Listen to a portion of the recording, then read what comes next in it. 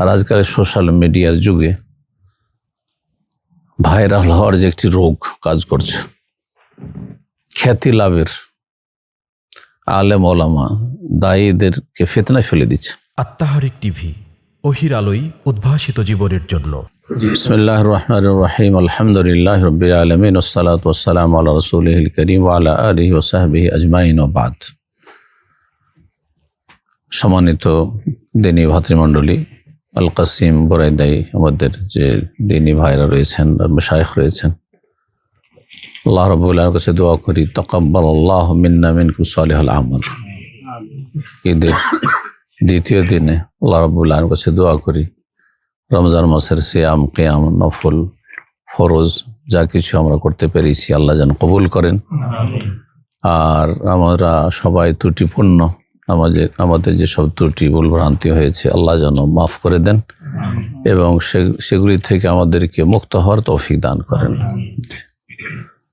আল্লাহ রাব্বুল আলামিন যেভাবে আমাদেরকে একত্রিত হওয়ার তৌফিক নসিব করেছেন, এখানে রাব্বুল আলামিনের কাছে দোয়া আল্লাহ যেন জান্নাতুল ফিরদাউস সেভাবে একত্রিত করেন। দ্বীনী ভাইদের জন্য সংক্ষিপ্ত নসিহা, যেমন আমরা আকীদার গুরুত্ব দিচ্ছি, আহলুল হাদিস সালাফি ভাইরা, এটি আমাদের দাওয়াতের মুখ্য বিষয়, এটা হতেই হবে। জি, নবী সাল্লাল্লাহু আলাইহি ওয়াসাল্লামের দাওয়াত তৌহিদ দিয়ে শুরু হয়েছে ও তৌহিদের সাথে শেষ হয়েছে। এর নয় যে শুধু শুরু হয়েছে তৌহিদ দিয়ে আর সমাপ্তি হয়েছে তৌহিদের সাথে। লানাল্লাহুল ইয়াহুদা ওয়ান নাসারা ইত্তাখাযু কুবুর আম্বিয়াহিম মাসাজিদা দিয়ে শুরু হয়েছে। নবী সাল্লাল্লাহু আলাইহি ওয়াসাল্লাম ইন্তেকালের পূর্ব মুহূর্তে শিরক বিদআত থেকে সতর্ক সাবধান করেছে রাসূলুল্লাহ সাল্লাল্লাহু আলাইহি ওয়াসাল্লাম। এটি আমাদের দাওয়াতের মুখ্য বিষয় থাকতে হবে, কিন্তু তার সাথে আমাদের মনে রাখতে হবে যে আমাদের মধ্যে ত্রুটিগুলো আছে কি না, আর আছে তো কোন ক্ষেত্রে ত্রুটি আছে, সে ত্রুটিগুলো থেকে আমাদেরকে মুক্তি লাভ করতে হবে। জি, একটি ত্রুটি হচ্ছে অনেকের ইখলাসের অভাব।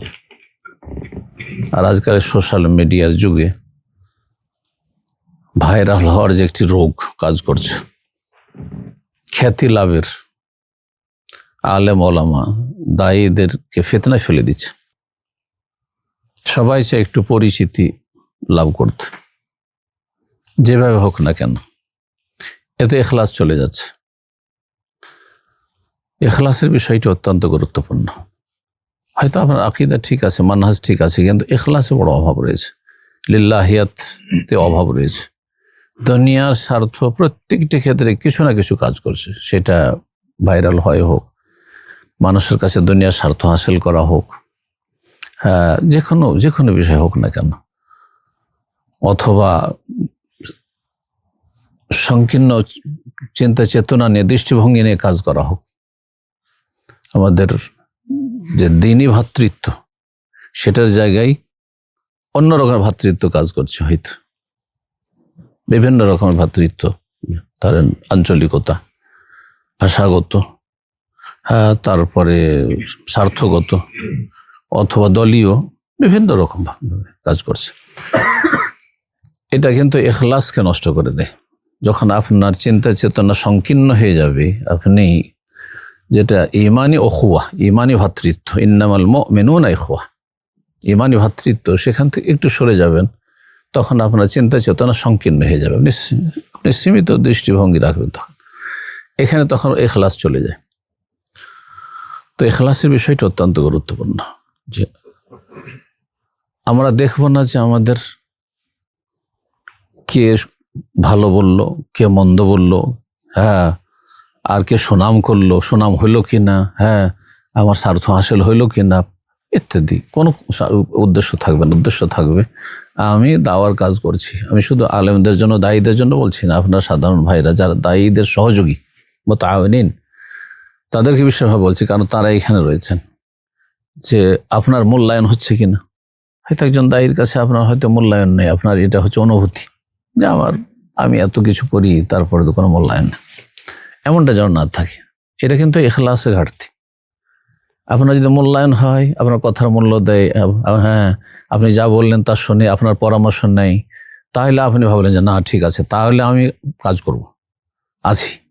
আর যদি দেখা যায় যে কোনো সে আপনার পরামর্শকে উপেক্ষা করা হইল, অথবা আপনার যেমনটা মূল্যায়ন হওয়া উচিত ছিল, যেমন কোনো একটা অনুষ্ঠানে এখানে আপনাকে ডাকা উচিত ছিল, হয়তো ডাকতে ভুলে গেছি, অথবা ডাকেন ইচ্ছা করে ডাকেনি, তখন আপনি সেখানে মনক্ষুণ্ণ হলেন। এগুলি ইখলাসে কিন্তু ঘাটতির মানে প্রতিফল। তো ইখলাসের বিষয়টি অত্যন্ত গুরুত্বপূর্ণ। ইখলাস যদি থাকে তাহলে ফাটল ধরবে না দ্বীনি ভাইদের মাঝে।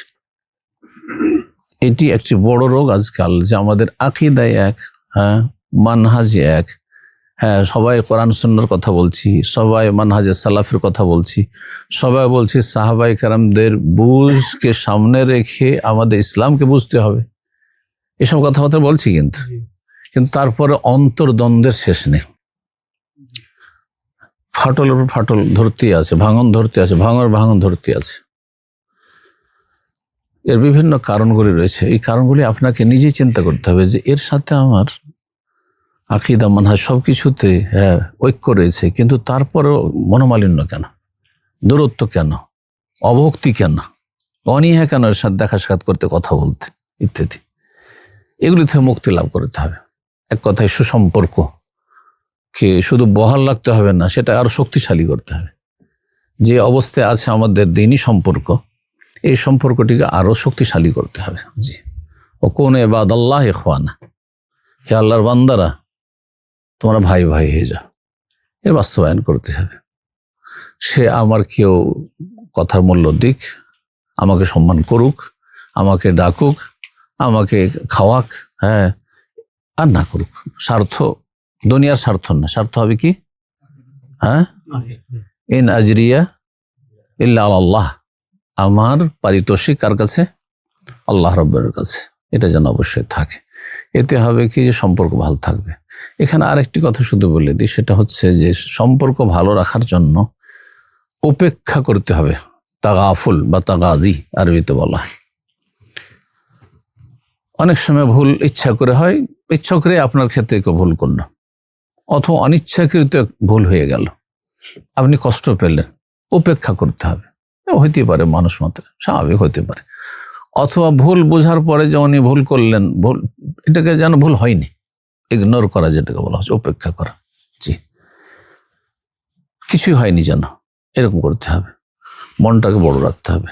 আপনি মনকে যত বড় করবেন তত বেশি জায়গা দিতে পারবেন, আর মনটা যত ছোট হয়ে যাবে তত জায়গা সংকীর্ণ হয়ে যাবে। জি, আল্লাহ যেন আমাদের সার্বিক দিক থেকে সালাফি হওয়ার তৌফিক দান করেন। আকীদায় মানহাজে অনেকের আকীদা ঠিক আছে, লা ইলাহা ইল্লাল্লাহ ঠিক আছে, কিন্তু মানহাজ মুহাম্মদ রাসূলুল্লাহ গলত আছে। আহলুল হাদিস কিন্তু ইখওয়ানি জামাতি, আহলুল হাদিস কিন্তু ওই চিল্লাওয়ালাদের সাথে আপনার দুর্বলতা, তাদের সাথে আপনার আন্তরিকতা। কিন্তু আহলুল হাদিস, এমন আহলুল হাদিস অনেক আছে। আহলুল হাদিস কিন্তু রাজনৈতিক দলের সাথে দুনিয়ার কিছু স্বার্থকে কেন্দ্র করে তাদের সাথে ভালোবাসা, তাদের সাথে এক হয়ে যাও, একাকার হয়ে যাও, এমনটা যেন না হয়।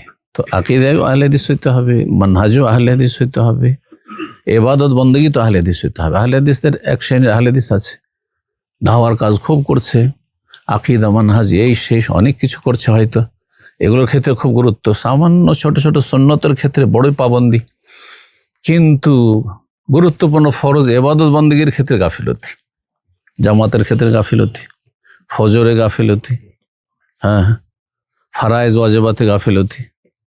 ফারায়েজ ওয়াজিবাত অনেকে ঠিক থাকলেও নিজের জীবনে যে জিকির আজকার থাকতে হবে, কিছু ওয়াজাইফ থাকতে হবে।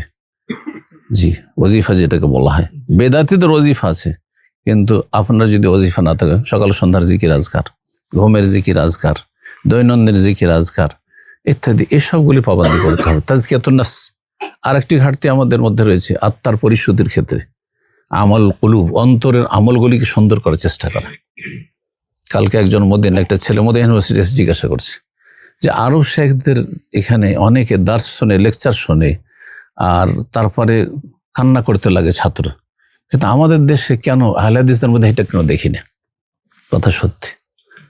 তখন আমি বললাম যে একটি গুরুত্বপূর্ণ এখানে বিষয় রয়েছে, সেটা হচ্ছে আমালুল কুলুব, অন্তরের যে আমলগুলি রয়েছে, এই ক্ষেত্রে যত গুরুত্ব দিয়ে আরব শেখেরা এবং ছাত্ররা গুরুত্ব দিয়ে থাকে, আমাদের দেশে এই নিয়ে চর্চা খুব কম হয়। চর্চা কম হয়। জাহিরি সুন্নতের চর্চা হচ্ছে, কাঁধে কাঁধে মিলাইতে হবে, পা পা মিলাইতে হবে, রফায়দান করতে হবে, আমিন জোরে বলতে হবে, এগুলো হচ্ছে। কিন্তু অন্তরের আমলকে সুন্দর করতে, অন্তরের আমল আল্লাহর সাথে এবং অন্তরের আমল বান্দার সাথে, বান্দার সাথে অন্তরের আমলগুলি যদি ঠিক থাকে তাহলে হিংসা থাকবে না, বিদ্বেষ থাকবে না, শত্রুতা থাকবে না, কারো আপনি চাইবেন, কারো কেউ ডাউন হয়ে যাক চাইবেন না আপনি, হ্যাঁ, কারো ক্ষতি হোক এটা চাইবেন না আপনি। আর আল্লাহর সাথে যদি আপনার অন্তরের সম্পর্ক ভালো থাকে, আমল কলবের ক্ষেত্রে সম্পর্ক ভালো থাকে, তাহলে আপনি সবসময় আল্লাহমুখী হবেন, দুনিয়ামুখী হবেন না, পয়সাকে প্রাধান্য দেবেন না, দুনিয়ার স্বার্থকে, নেতৃত্বকে প্রাধান্য দেবেন না, পদকে প্রাধান্য দেবেন না। এগুলো তো এই বিষয়গুলি যেন আমাদের মনে থাকে। আখলাক, মামলাত, অনেক ভাই রয়েছেন সালাফি ভাই, কিন্তু লেনদেনের ক্ষেত্রে টাকা যদি তার কাছে পড়ে যায় তো উঠানো মুশকিল। ওয়াদা খেলাফি করা আর মানুষের হক নষ্ট করা কোনো ব্যাপার না, অথচ সালাফি ভাই। আপনি তো মামলাতে সালাফি না, আখলাকে যে সালাফি হলেন না আপনি। সবকিছুতে যেন আল্লাহ আমাদেরকে সালাফি হওয়ার তৌফিক দান করেন। বারাকাল্লাহু ফিকুম, জাযাকুমুল্লাহ খায়র।